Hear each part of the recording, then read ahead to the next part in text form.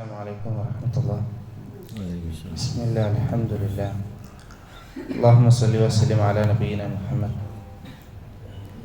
ഇമാം ഇബ്നു ഹജർ അൽ-അസ്ഖലാനി റഹിമഹുള്ളയുടെ ബുലൂഗുൽ മറാമിൻ്റെ അവസാന ഭാഗത്തുള്ള കിതാബുൽ ജാമിഅയിലെ അവസാനത്തെ അധ്യായങ്ങളിൽപ്പെട്ട ബാബുൽ ബിർരി വസ്സില, ബന്ധം ചേർക്കുന്നതിൻ്റെയും പുണ്യം ചെയ്യുന്നതുമായി ബന്ധപ്പെട്ട ഹദീസുകളാണ് നമ്മൾ വായിച്ചു കൊണ്ടിരിക്കുന്നത്.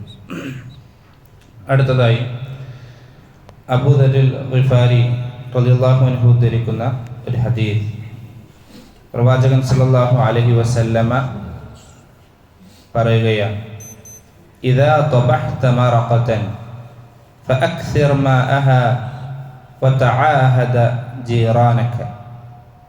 ഇദാ തബഹ്ത മറഖതൻ, നീയൊരു കറി ഉണ്ടാക്കുകയാണെങ്കിൽ, മറഖത്തൻ എന്ന് പറഞ്ഞാൽ അത് കറി, അതല്ലെങ്കിൽ സൂപ്പ് പോലത്തെ ഭക്ഷണങ്ങൾ, ഇത് നീ തയ്യാറാക്കുകയാണ് എങ്കിൽ ഫഅക്സിർ മാഅഹാ, അതിലേക്കൊരൽപ്പം വെള്ളം ചേർക്കുക. വതആഹദ ജീറാനക, എന്നിട്ട് നിന്റെ അയൽവാസിയെ നീ പരിഗണിക്കുക എന്നാണ്. അയൽവാസിയോട് ബന്ധം പുലർത്തേണ്ടതിൻ്റെ പ്രാധാന്യം സൂചിപ്പിക്കുന്ന ഒരു ഹദീസാണ് ഈ ഒരു ഹദീസ്. ധാരാളം ഹദീസുകളിലൂടെ പ്രവാചകൻ സല്ലല്ലാഹു അലൈഹി വസല്ലമ അയൽപക്ക ബന്ധത്തിൻ്റെ പ്രാധാന്യം നമുക്ക് സൂചിപ്പിച്ചിട്ടുണ്ട്. മാത്രമല്ല അല്ലാഹു സുബ്ഹാനഹു തആല വിശുദ്ധ ഖുർആനിൽ പോലും ആ ബന്ധം വളരെ പ്രാധാന്യത്തോടു കൂടിയാണ് പറഞ്ഞത്.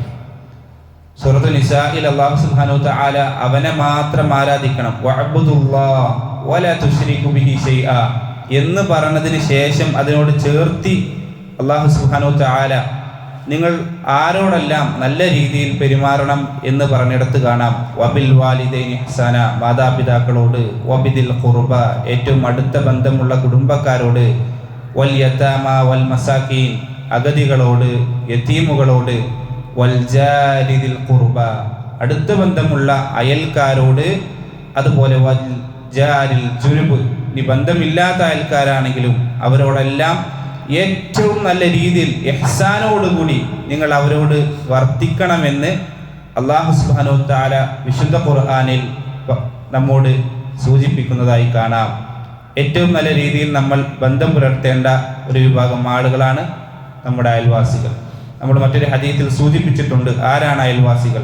നമ്മുടെ ഏറ്റവും അടുത്ത 40 വീടുകൾ, അതല്ലെങ്കിൽ നമ്മുടെ വീടിൻ്റെ ഓരോ വശത്തേക്കുമുള്ള 40 വീടുകൾ, അത് ഓരോ നാടിൻ്റെ സാഹചര്യം അനുസരിച്ച് എങ്ങനെയാണോ കണക്കാക്കുന്നത് അങ്ങനെയെല്ലാം അയൽക്കാരെ നമ്മൾ പരിഗണിക്കാറുണ്ട്.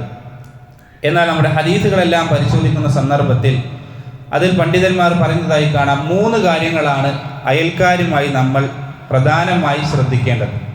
ഒന്നാമത്തേത് അയൽക്കാരെ ആദരിക്കുക എന്നുള്ളതാണ്. ഒരിക്കലും അവരെ നിന്ദിക്കാൻ പാടില്ല.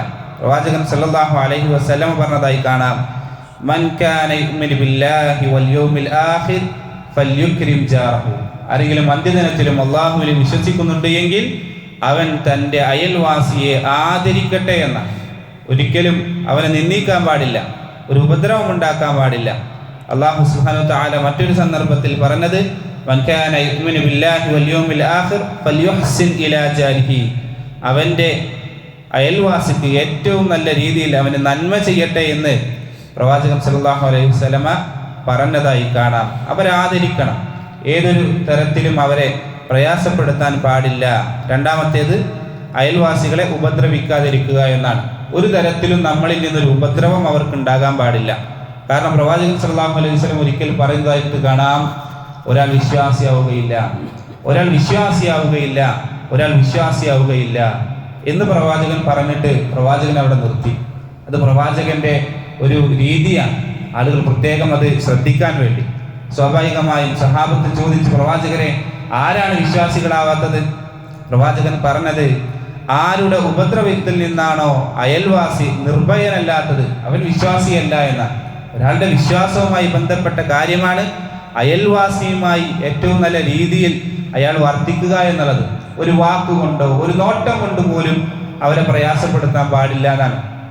യഥാർത്ഥത്തിൽ ആരാണ് ഈ അയൽവാസികൾ എന്ന് പറഞ്ഞാൽ, അയൽവാസികൾ നമ്മുടെ ഏറ്റവും തൊട്ടടുത്ത് താമസിക്കുന്ന ആളുകളായതുകൊണ്ട് തന്നെ ഏറ്റവും നമ്മുടെ വീടുമായി ബന്ധപ്പെട്ട കാര്യങ്ങളെല്ലാം അറിയുന്ന ആളുകളാണ് ഈ അയൽവാസികൾ.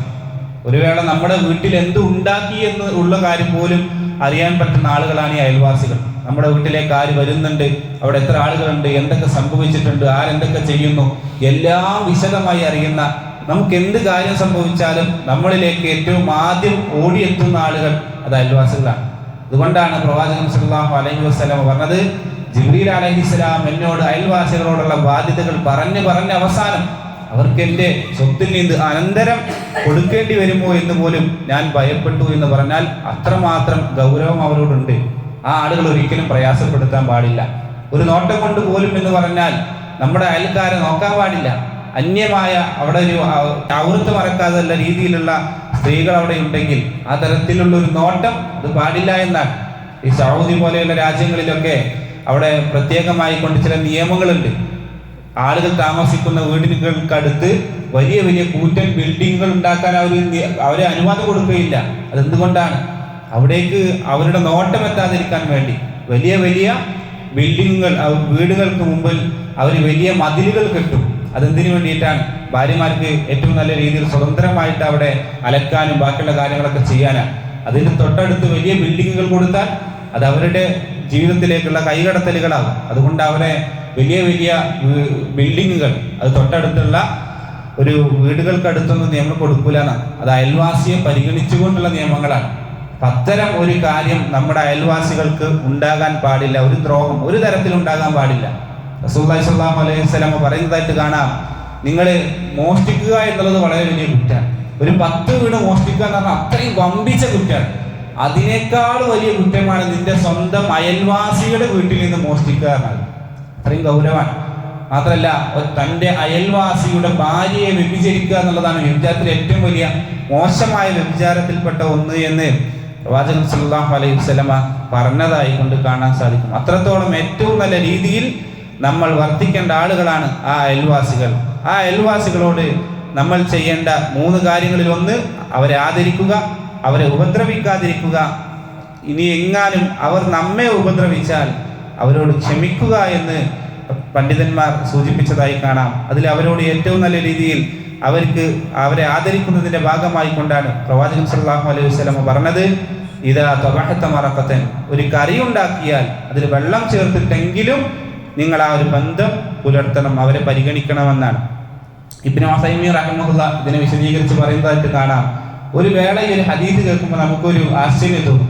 എന്താണ് ഈ വെള്ളം ചേർത്തിട്ടൊക്കെ കൊടുത്താൽ അതിൻ്റെ ടേസ്റ്റ് കുറയും, അതൊക്കെ മറ്റുള്ള ആളുകൾക്ക് കൊടുക്കാൻ പറ്റുമോ എന്നൊക്കെ.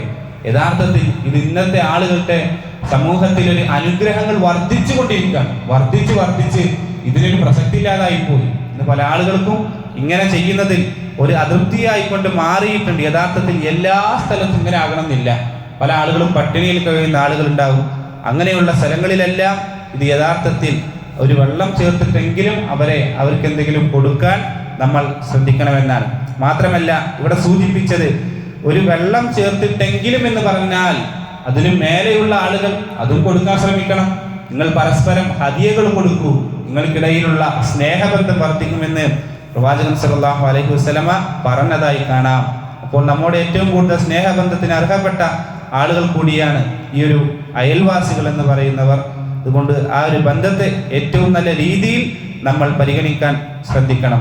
ഇനി നമ്മുടെ വീട്ടിലൊരു നല്ല കറി ഉണ്ടാക്കി അത് തൊട്ടടുത്ത അയൽവാസിക്ക് കൊടുക്കണം. നമ്മൾ പറഞ്ഞു ധാരാളം അയൽവാസികളുണ്ട്, ആർക്ക് നമ്മൾ കൊടുക്കണം? ആയിഷ റളിയല്ലാഹു അൻഹ പറയുന്നതായിട്ട് കാണാം, ഖുൽതു യാ റസൂലല്ലാഹ്, റസൂലേ ഇന്ന ലീ ജാറൈൻ, എനിക്ക് 2 അയൽവാസികളുണ്ട്. ഫഇലാ അയ്യുഹുമാ അഹ്ദി, ഞാൻ ആരോടാണ് ഈ ഒരു ഹദിയ കൊടുക്കാൻ ഏറ്റവും ബാധ്യതപ്പെട്ടത്? പ്രവാചകൻ സല്ലല്ലാഹു അലൈഹി വസല്ലം പറഞ്ഞത്, ഇലാ അഖ്രിബിഹിമാ മിൻക, നിന്നോട് ഏറ്റവും അടുത്ത അയൽവാസികൾ ആരാണ് അവർക്കാണ് നീ ഒരു ഹദിയ നൽകേണ്ടത് എന്നാണ്.